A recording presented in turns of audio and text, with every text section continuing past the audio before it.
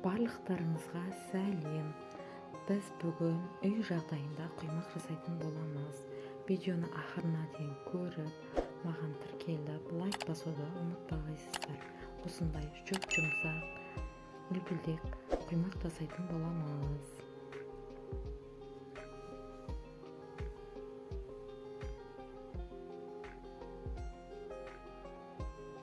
Ішіне саламыз, ішіне 4 жұмыртқа салатын боламыз.